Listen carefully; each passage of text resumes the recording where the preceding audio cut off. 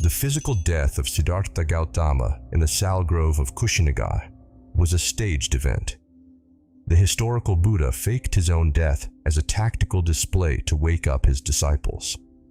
This assertion directly challenges the traditional account of his final days.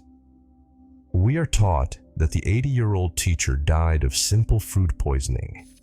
The early records detail his final meal in the mango grove of Chunda, the blacksmith. He ate a controversial dish called sukara madava. Scholars and medical experts debate the biological cause of his sudden illness. Some argue he suffered from mesenteric infarction, a vascular decay common in old age. Others blame toxic mushrooms, though wild mushrooms do not grow during that cold season. He suffered real physical decline, and his body failed. Immediately after the meal, a severe dysentery fell upon the Buddha. He endured the sharp, bloody pain mindfully, walking onward to Kushinagar. Under the twin sal trees, he lay on his right side to face his end.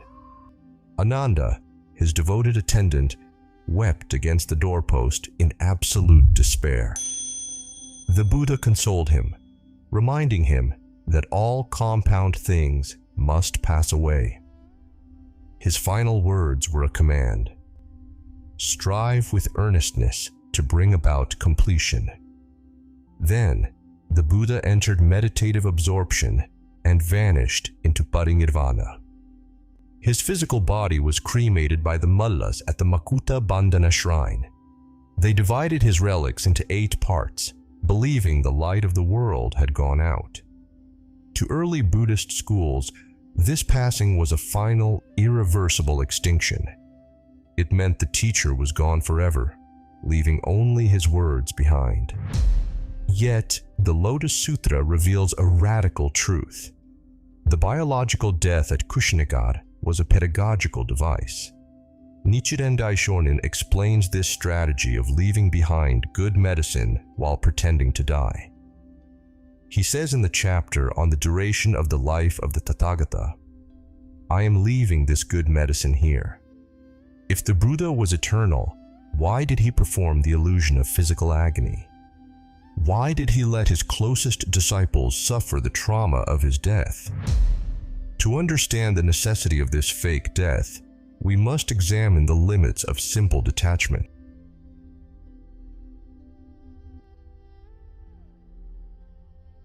To understand why simple detachment falls short, we must examine the threats faced by the historical Buddha. Shakyamuni did not live in a realm of uninterrupted peace. His cousin, Devadatta, sought to seize control of the order by force. Devadatta hired 16 archers to assassinate the Buddha on a mountain road. When the assassins approached the Buddha, his serene composure disarmed them. Next, Devadatta climbed the heights of Vulture Peak. He hurled a massive boulder down the slope, drawing blood from the Buddha's foot. In a final attempt, Devadatta intoxicated a fierce elephant named Nalagiri. He released the mad beast into the streets of Rajagaha to crush the Buddha. The Buddha did not flee, nor did he use a weapon. He projected boundless benevolence toward the charging beast. Subdued by this force, the elephant knelt before him in quiet submission. Yet the opposition extended beyond physical attacks. Rivals murdered a nun named Sundari and hid her body in Jetta's grove. They accused the Buddha's disciples of the crime, sparking street harassment. When Ananda suggested fleeing the city, the Buddha refused. He stated that a monk must endure abuse like a battle elephant endures arrows. This is the early concept of khanti, or patient endurance. The Buddha taught that even if bandits carve your limbs with a two-handled saw, harboring anger violates his teaching. You must maintain an unaffected mind and radiate compassion for their welfare. By protecting your own mind through patience, you protect others. However, this early framework has a clear limitation. It concentrates entirely on your personal purification. It shields your thoughts from external poison while leaving the aggressor unchanged. It does not dismantle the ignorance of the person throwing the stones. It leaves the abuser trapped in their own negative karma. To transform both yourself and the person who opposes you, the practice must become proactive.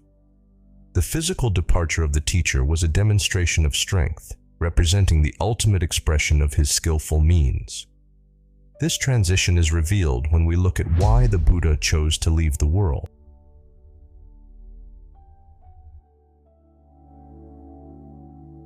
The resolution to this spiritual conflict lies in the Lotus Sutra preached on Eagle Peak.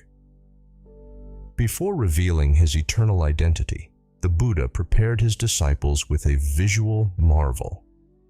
In Chapter 11, a massive, treasure-adorned stupa rises from the earth and floats in the air. From within the stupa, a voice speaks. The voice of Prabhutaratna, a Buddha who died countless kalpas ago.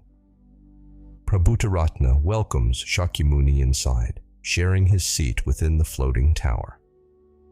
This dramatic event proved that a Buddha's passing transcends physical extinction. If a Buddha who died eons ago can appear alive, the rules of mortality are broken. This visual precursor sets the stage for Chapter 16, the Juryo-hon. Here, Shakyamuni addresses the assembled bodhisattvas and makes a declaration. He reveals that his attainment of Buddhahood under the Bodhi tree was a provisional display. He actually achieved enlightenment in the unimaginably remote past, a state known as Kuon Ganjo. His lifespan is immeasurable, and he constantly abides in this world.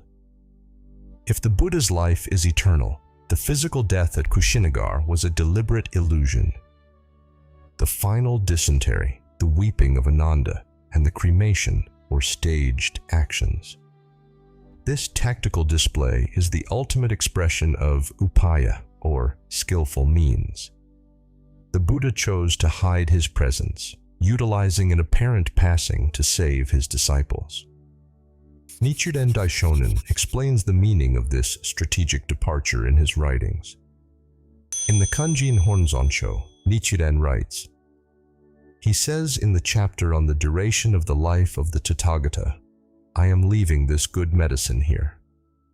The phrase, I am leaving this good medicine here, refers to the teaching left for those who fail to recognize its value. This medicine is specifically left for ordinary people who suffer from spiritual blindness. But why did the physician need to pretend to die for the medicine to work? To answer this, the Buddha tells the parable of the skilled physician. A father returned home to find his children writhing on the floor, poisoned. Their minds were completely distorted, and they refused his cure. The father realized that only an extreme shock could save them. This shock would force them to recognize the value of the medicine. The father's strategic lie is the turning point of the parable. Before leaving, he places the efficacious medicine in a safe area. He tells his children that he is old and must depart for another land. Shortly after his departure, he sends a messenger back with a specific report. The messenger falsely announces, "Your father has died in a distant country." Hearing of their father's death, the children are seized by grief. The shock of being orphaned breaks their mental delirium. They finally recognize the medicine for what it is, perfect in color and taste. They consume the medicine and are completely cured of the poison. Hearing of their recovery, the father returns, proving his death was a deception. This deception is an act of pure compassion, designed to save lives. Through this story, the Lotus Sutra explains why Shakyamuni Buddha chose extinction. If the Buddha were to abide permanently in the world, humanity would grow complacent. We would fail to recognize the difficulty of meeting a Buddha. Seeing the teacher constantly visible, we would grow weary and self-indulgent. By utilizing the expedient device of an apparent death, the Buddha installs a sense of profound loss. This loss causes beings to cherish longing and yearn for the Buddha. In the Juryo chapter, the Buddha states, "Due to their heart's yearning, I then appear and preach the law." The apparent physical passing is a strategic illusion to force us to take responsibility for our own practice. This strategy is particularly critical in the latter day of the law, or Mappo.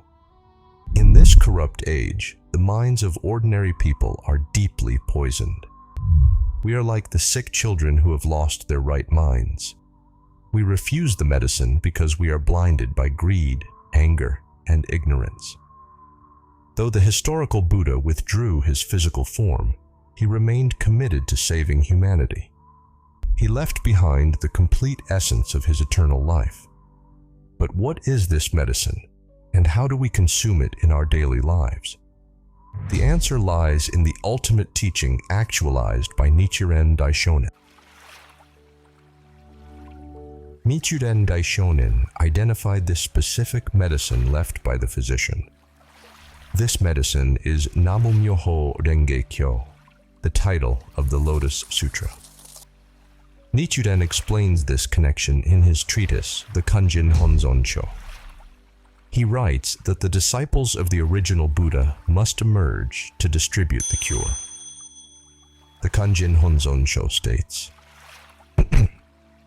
"Now the bodhisattvas who are disciples of the original Buddha should appear from underground and give the good medicine, that is, the 5 characters, Myoho-renge-kyo, to the ignorant people." The 5 characters of Myoho-renge-kyo contain all the virtues of the Buddha. For the poisoned people of Mappo, complex intellectual study is ineffective. A delirious child cannot mix their own remedy. We must simply take the medicine exactly as prescribed. By chanting Namu-myoho-renge-kyo with clear faith, we consume the ultimate cure. This action directly dissolves the poison of fundamental darkness. The eternal life state of the Buddha is immediately actualized within us. Nichiren called this actualized 3,000 realms in a single thought moment, or Jino Ichinen Sanzen. We realize that the historical Buddha is an active, present reality rather than a distant memory. He is an active, all-pervading reality within our daily existence. The place where we chant becomes the land of eternally tranquil light. The suffering world we inhabit is the pure land of Eagle Peak. In the record of the orally transmitted teachings, the Ongi Kuden, Nichiren discusses this truth. The Ongi Kuden states, Kyo refers to the voices and sounds of all living beings. This means our voices doing the Buddha's work are the eternal sound of the universe. Your chanting is the voice of the eternal Buddha awakening within your own flesh. You are the physician's child who has finally returned to sanity. The physical passing at Kushinagar was the shock that forced you to seek the medicine, though the eternal physician has never left your side. His faked death was only the mirror showing your own spiritual lethargy. But the eternal truth is that your life and the Buddha's life are inseparable. Chant with this conviction and reveal your beginningless, infinite potential today. The medicine is in your hands. Take it and transform your world. Watch the video on the left to watch more, and visit our site at NMRKOB.com.